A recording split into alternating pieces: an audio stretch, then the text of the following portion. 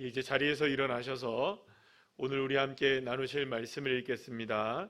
오늘은 시편 3편 1절에서 8절까지의 말씀, 구약성경 805쪽 시편 3편 1절에서 우리 8절까지의 말씀을 우리 다 같이 함께 합독하시겠습니다. 여호와여, 나의 대적이 어찌 그리 많은지요. 일어나 나를 치는 자가 많으니이다. 많은 사람이 나를 대적하여 말하기를 그는 하나님께 구원을 받지 못한다 하나이다. 여호와여, 주는 나의 방패시요 나의 영광이시요 나의 머리를 드시는 자이시니이다. 여호와여, 주는 내가 나의 목소리로 여호와께 부르짖으니 그의 성산에서 응답하시는도다. 내가 누워 자고 깨었으니 여호와께서 나를 붙드심이로다. 천만인이 나를 애워싸 진친다 하여도 나는 두려워하지 아니하리이다. 여호와여, 일어나소서. 나의 하나님이여, 나를 구원하소서. 주께서 나의 모든 원수의 뺨을 치시며 악인의 일을 꺾으셨나이다. 구원은 여호와께 있사오니 주의 복을 주의 백성에게 내리소서. 아멘. 자리에 앉으시겠습니다. 옆에 있는 분들과 인사 나누겠습니다. 반갑습니다. 감사합니다. 오늘은 우리가 시편 3편의 말씀을 가지고 제목을 함께 다 같이 읽어보겠습니다. 시작. 내 머리를 드시는 하나님. 이런 제목으로 함께 은혜를 나누겠습니다. 아마도 우리 인생 가운데에서 스디슨 실패를 한 번도 경험하시지 않은 분들이 없으실 거라고 생각합니다. 그만큼 우리가 성공은 우리에게 사실 그렇게 가깝지 않지만 실패는 언제나 우리에게 가까이 있는 것 같아요. 여러분들은 어떻습니까? 실패가 가까우십니까? 성공이 가까우십니까? 어떤 사람들을 보면 왜 그리도 인생이 잘 풀리지 않고 꼬이고 또 꼬여만 가는지, 도대체 이러한 실패의 끝, 그리고 또 아픔의 끝, 고통의 끝이 어디쯤 가서 우리가 끝나게 될지 사실은 그런 것을 알지 못해서 더 우리를 답답하게 하는 경우도 우리에게 많이 있습니다. 물론 고린도전서 10장 우리 13절 말씀 한번 볼까요? 시작. 사람이 감당할 시험 밖에는 너희가 당한 것이 없나니. 아멘 나오시니까 감사한데요. 아멘이십니까 여러분? 아멘은 아멘인데 쉽게 아멘이 나오지 않는 것이 사실 저와 여러분의 삶의 솔직한 마음 아니겠어요?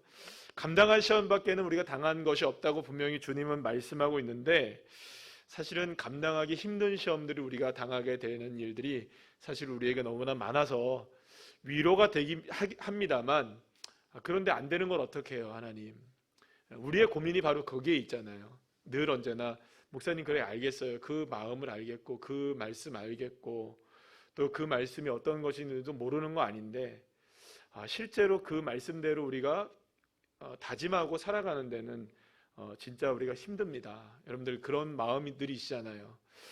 사실 여러분들 그 신명기 25장 조금 다른 이야기이긴 한데 이제 말씀을 보면서 이런 생각을 했어요. 신명기 25장 우리 3절 말씀 한번 다 같이 읽어볼까요? 시작.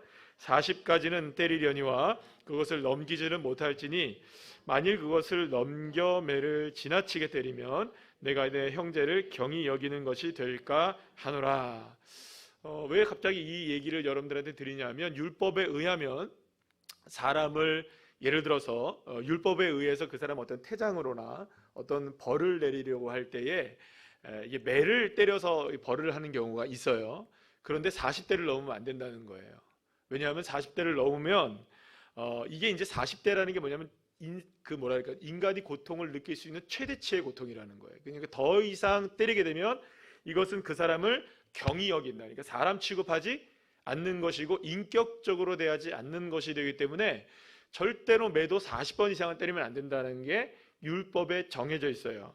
자, 그러면 여러분, 우리 매 몇 번 정도 맞았을까요? 인생 살아가면서. 여러분들 고통 한 40번 이상 당하셨죠? 우리가 인격적으로 우리가 보면 40번 이상 맞으면 안 되는데, 사실은 이게 이제 우리의 인생의 딜레마인 것이죠. 41번째 지금 당하고 있을 수도 있고, 혹은 물론 횟수로 따지자면 이게 정확하게 우리가 몇 번이라고 셀 수도 없는 일이겠지만, 마치 인격적으로 당할 수 있을 만큼의 그 고통치를 한계치를 넘어선 고통들을 때로 우리가 당하게 될 때 이게 우리의 삶 속에서 쉽지 않은 일들이 벌어지게 된다는 것이죠. 이게 딜레마가 생기는 겁니다. 과연 나는 정말 하나님께 인격적인 대우를 받고 있는 것인가? 이런 어려움 속에서 정말 이런 상황 속에서 나는 정말로 하나님을 의지하며 살아갈 수 있는 힘조차 남아 있는 것일까? 우리를 참 어렵게 만드는 일들이 있습니다. 시편 오늘 함께 읽은 시편 3편은요, 사실은 어떻게 보면은 인간이 당할 수 있는 고통의 최대치를 넘어선 상황 가운데 처해 있는 한 사람을 우리가 만나게 되는데요. 그게 바로 누구냐? 오늘 본문 시편 3편을 쓰게 됐던 사람이 이제 다윗입니다. 근데 여러분 성경을 이렇게 보시게 되면 우리가 1절을 읽진 않았지만 이 시편의 제목이 나와 있어요. 제목이 뭐라고 나와 있냐면 우리 다 같이 한번 읽어볼까요? 시작. 다윗이 그의 아들 압살롬을 피할 때에 지은 시라고 설명이 붙어 있는 것을 보게 돼요. 자, 그러니까 여러분들 성경을 조금 아시고 내용을 좀 아시는 분들이시라면 이 그 다윗이 압살롬을 피하게 될 때에, 그러니까 말하자면 다윗의 왕궁에서 쫓겨나고 있는 거죠. 그때에 당했던 그 수모와 아픔이 얼마나 컸던 것인지를 우리가 대략적으로는 좀 알 수 있을 거라고 생각합니다. 또 그 내용은 사무엘하 15장부터 19장까지의 내용을 통해서 자세하게 기록이 되어 있는데요.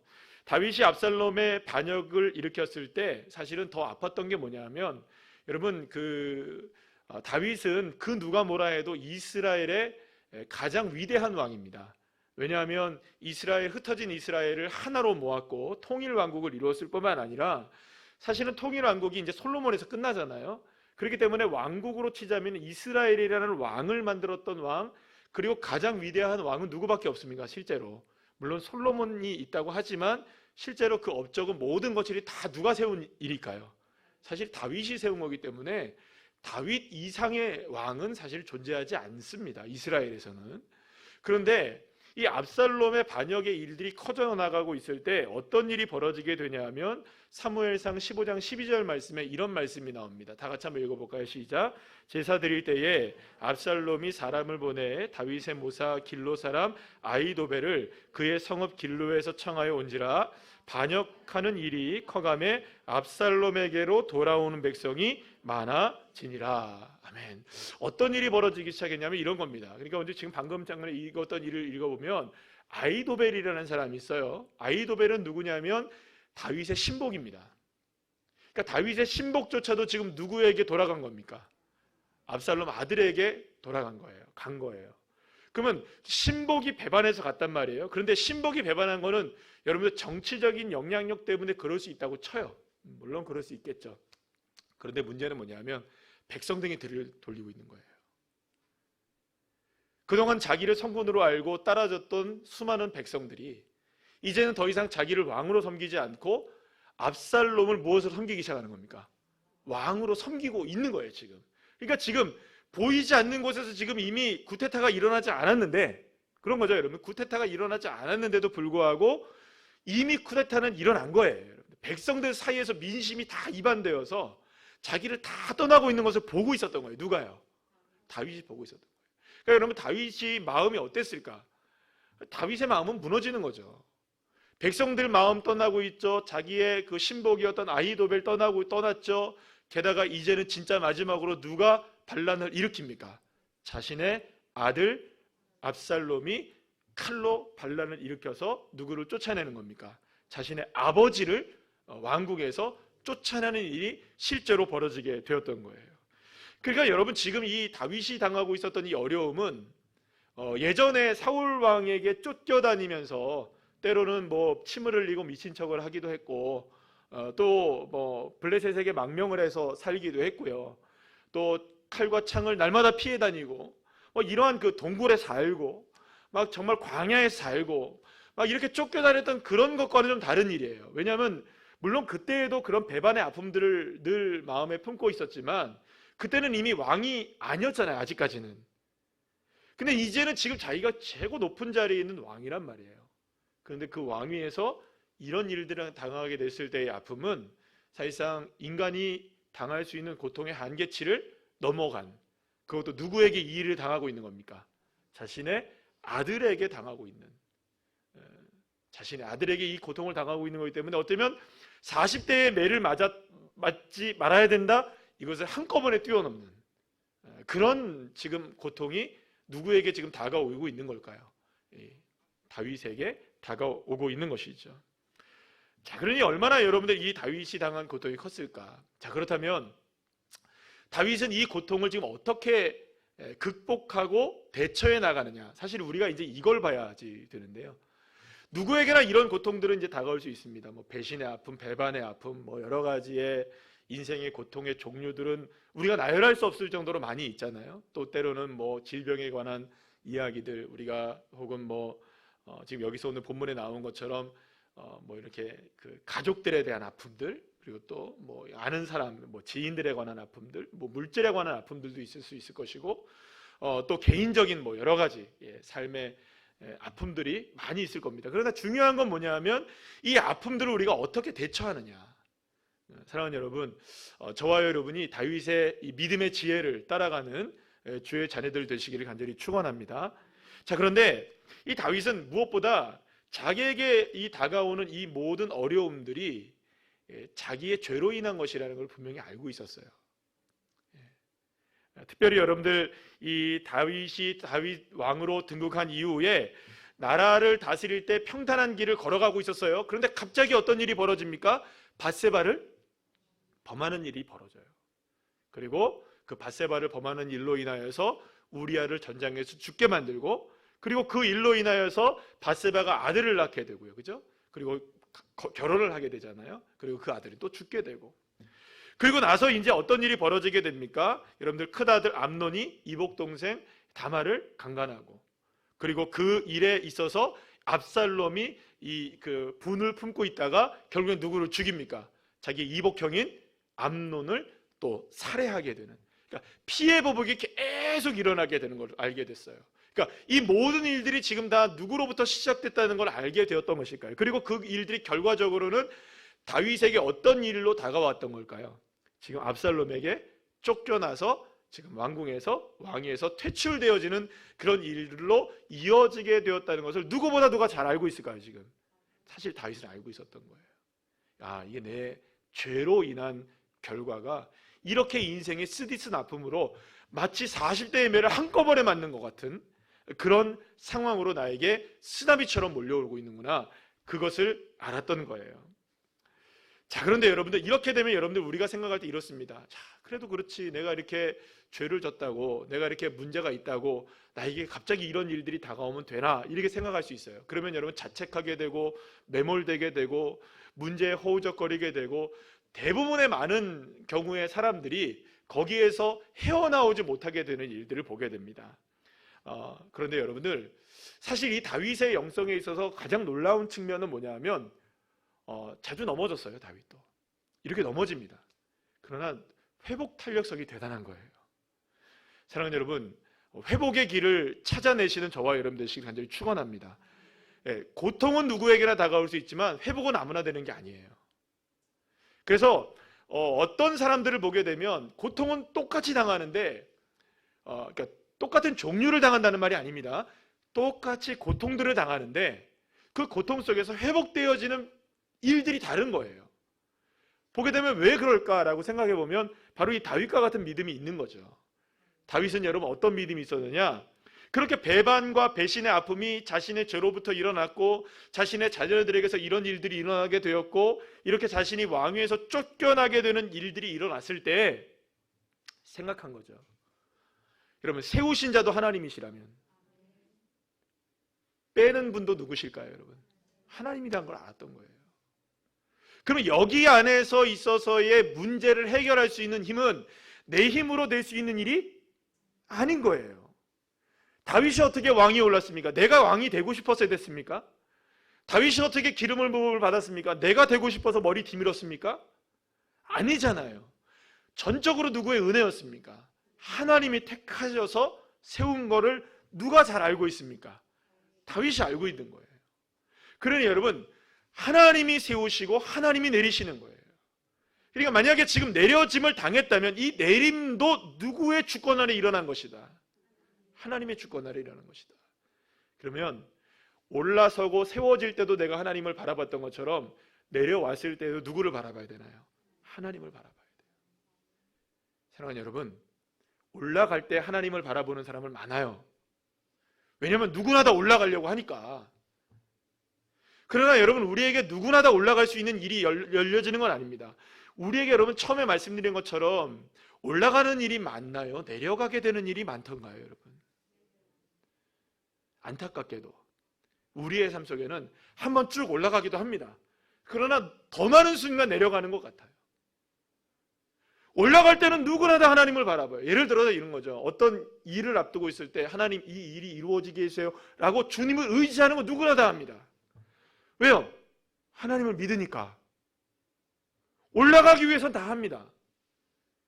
여러분, 올라갈 때 하나님을 의지했다면 거기에서도 하나님을 의지해야 되고, 내려올 때도 하나님을 의지해야 되고, 바닥에 있어도 하나님을 의지해야 되는 거죠. 올라갈 때만 하나님을 의지하지 말고 어떤 상황에서도 주님을 의지하는 믿음의 자녀들 되시기를 간절히 소망합니다.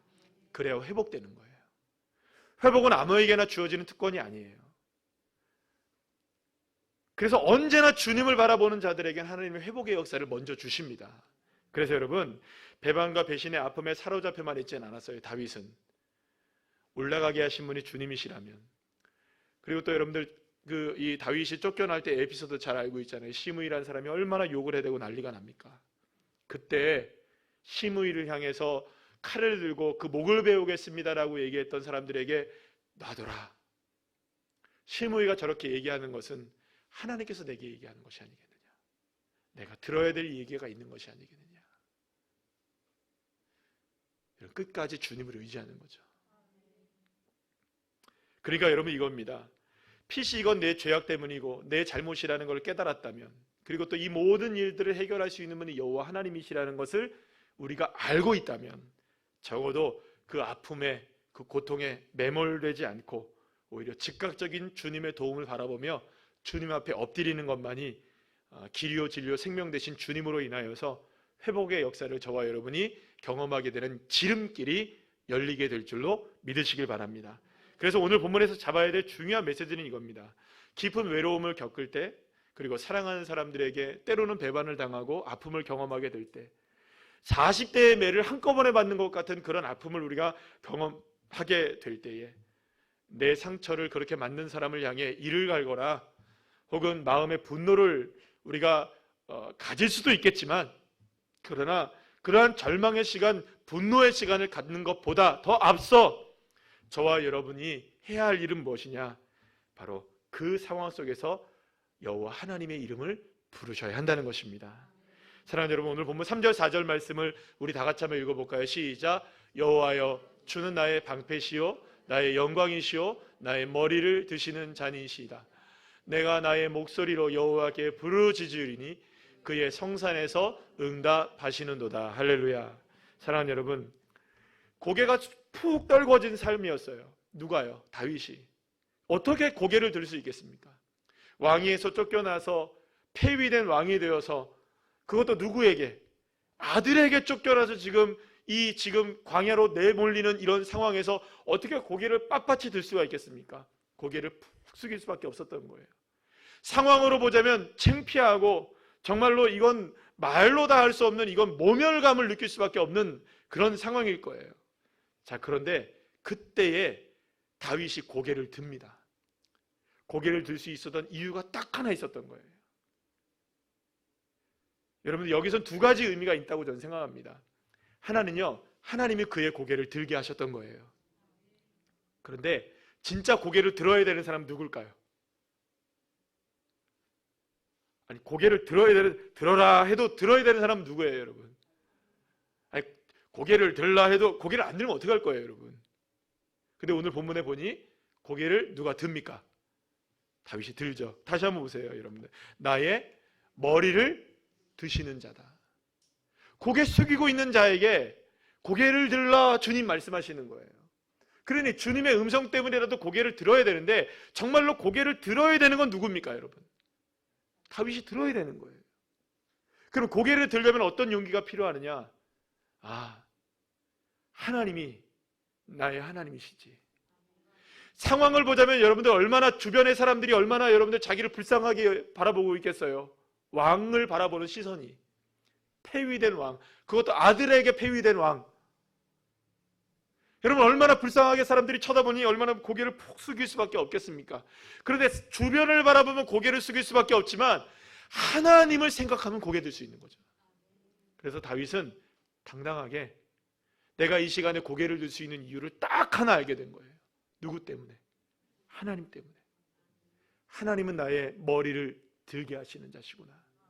그래서 그 순간에, 고개를 푹 숙일 수밖에 없는 그 순간에 여호와 하나님을 생각하고 여호와 하나님께 부르짖고 여호와 하나님을 기억하고 여호와 하나님이 나의 방패가 되시고 나의 영광이 되시는구나. 여러분, 이 상황 속에서도 쫓겨나고 광야로 쫓겨나고 왕위에서 쫓겨나는 이 엄청난 인생의 최악의 상황을 당하고 있을 때에도 사랑하는 여러분, 여호와 하나님은 여전히 나의 방패이시고 여전히 나의 하나님은 영광이 되시고, 그래서 내 머리를 하나님이 들게 하시는구나. 내 머리를 하나님이 들게 하시는구나. 이 패배감에, 이 좌절감에, 이 모멸감에 매몰되거나 거기에 휩싸이지 아니하고 그래도 이 자리에서 다시금 일어나서 주님을 바라볼 수 있게 하시는구나. 사랑하는 여러분, 실패와 좌절, 절망과 아픔, 그리고 그 엄청난 그 상황 속에서 우리가 고개를 숙일 수밖에 없는 상황이 있다 할지라도 사랑하는 여러분, 주님이 저와 여러분의 고개를 들게 해주시는 이유가 되시는 줄로 믿으시길 바랍니다. 사랑하는 여러분, 오늘 다윗의 이 고백이 저와 여러분의 고백이 되기를 원해요. 주님만이 나의 방패가 되십니다. 주님만이 나의 영광이 되십니다. 사랑하는 여러분, 그 어떤 것으로도 우리에게 이유를 찾을 수 없을 때라 할지라도 하나님 내 편 되신다. 지금 이 상황에서도 나를 도우실 수 있는 분은 나의 하나님 한 분밖에 없다. 때로는 여러분들, 우리의 가정의 식구들이 도움이 안 될 때가 있죠. 친구들도 나에게 위로가 안 될 수도 있어요. 결국에는 욥에 당한 고통이 바로 그거 아니겠어요? 혼자 남는 겁니다. 아내도 자기에게 욕하잖아요. 친구들도 여러분 날마다 자기를 참소하잖아요. 그런 상황 속에서 욥은 정말로 끝까지 견뎌내기 힘든 아픔 겪고 있다가 마지막에 누구를 만나게 되는 걸까요? 이제는 주님을 뭘로 본다. 이제 주님을 이제 실제로 보게 된다라는 고백을 마지막에 하고 있지 않습니까? 사랑하는 여러분, 결국에는 이 어떤 상황 속에서도 성경을 이렇게 쭉 보시게 되면 그 아픔 속에서 결국에는 그 사람들이 이겨낼 수 있었던 믿음의 원동력은 딱 하나였던 거예요. 여호와 하나님, 그분이 내 머리를 드신다. 사랑하는 여러분, 그렇기 때문에 어떠한 상황에 있다 할지라도 저와 여러분에게 가장 중요한 결단 하나가 필요한 겁니다. 그래서 여러분들 지금부터 그것을 늘 언제나 기억하시고 연습하셔야 되는 거예요. 되뇌이셔야 되는 거예요. 행여나 하나님, 내 삶에서 내가 당할 수 없는 고난이 혹은 내게 다가온다 할지라도, 그리고 내가 좀 좌절되어지고 아픔을 겪고 때로는 힘겨운 일을 내가 겪는다 할지라도 주님, 그 상황 속에서 결코 주님 나의 방패 되시고 나의 힘이 되시고 나의 머리를 드시는 주님이시라는 것을 잊지 않고 찾게 해주세요. 할렐루야. 늘 언제나 우리 예전에 그런 이야기들 많이 하셨잖아요. 우리 그 선배 목사님들이 기도는 저축이다라고 얘기를 했잖아요. 따라합시다. 기도는 저축이다. 뭐 이런 얘기 많이 들었잖아요. 저축해 놓으셔야 돼요. 계속 기도해 놓으셔야 돼요. 하나님, 내가 이런 믿음으로 살기를 원합니다. 어떤 상황이 다가와도 하나님 나의 머리를 드시는 하나님이십니다. 그러니 여러분, 그러할 때마다 주님께서 저와 여러분에게 은혜를 베풀어 주실 줄로 믿으시길 바랍니다. 5절 6절 말씀에서 다윗은 그래서 이렇게 고백하죠. 시작. 내가 누워 자고 깨었으니 여호와께서 나를 붙드심이로다. 천만인이 나를 애워싸 진친다 하여도 나는 두려워하지 아니하리라. 아멘. 지금 다윗은요, 압살롬의 칼을 피해서 도망쳤어요. 그러니까 여기서 말씀하고 있는 천만인이 나를 둘러 진친다는 것은 실제 상황이었던 거예요. 수많은 사람들이 지금 누구를 잡으려고 하는 겁니까? 다윗을. 여러분들, 압살롬의 입장에서는 다윗을 살려둬야 되나요? 다윗을 죽여야 되나요? 죽여야 되는 거예요. 왜냐하면 자기의 왕위를 계속해서 끌고 나가기 위해서는 아버지가 정적인 거예요. 아주 매몰찬 이야기죠. 그래서 결국에는 이 압살롬은 아버지를 죽여야만 하는 입장이었던 거예요. 그래서 여러분, 이건 죽을 수밖에 없는 상황이에요. 누가 이미 모든 권력을 갖고 있으니까. 압살롬이. 예전처럼 젊을 때 여러분들 다윗이 동굴로 피해 다니고 여기저기 피해 다니고 그렇게 할 수 있는 입장이 아니잖아요, 지금. 이게 사실 이게 죽을 수밖에 없는 상황이에요. 천만이 나를 둘러 진친다. 이건 현실인 거예요. 여러분, 잠이 올까요, 안 올까요? 여러분, 고통당할 때 잠이 잘 오시던가요? 뜬 눈으로 밤을 지새우게 되죠. 그런데 여러분, 이 다윗이 어떤 일이 벌어지게 되냐면, 오늘 본문 다시 한번 여러분 5절 말씀에 이런 게 얘기하죠. 내가 누워 자고 깨었으니 라고 얘기해요. 그러니까 잠 잤다는 말이에요, 안 잤다는 말이에요? 네, 자고 깨어난 거예요. 지금 어떤 상황인데 천만인이 나를 둘러 진치고 있는 상황인데 나는 자다가 일어난 거예요. 지금 밤이 넘어가요? 또 혹은 잠이 와요? 여러분, 이런 이야기 여러분들 들을 수 있잖아요, 그죠? 아니, 너는 지금 이런 일을 당하고도 밤이 넘어가냐? 너는 이런 일을 당하고도 잠이 오냐? 어떻게 졸린 걸? 어떻게 배고픈 걸? 여러분, 그게 여러분들 우리의 삶 속에서 그런 일들이 벌어질 때 여러분들 사실 잠이 올까요? 잠시 이렇게 밤이 넘어갈까요? 그런데 다윗은 아마도 밥도 먹었던 것 같아요. 아마도 잠도 푹 잤던 것 같아요. 그러면 이 사람 속 편하네. 지금 상황에서 어떻게 잠을 잘 수 있지? 그런데 이유가 있는 거예요. 그냥 자는 게 아니에요, 여러분들.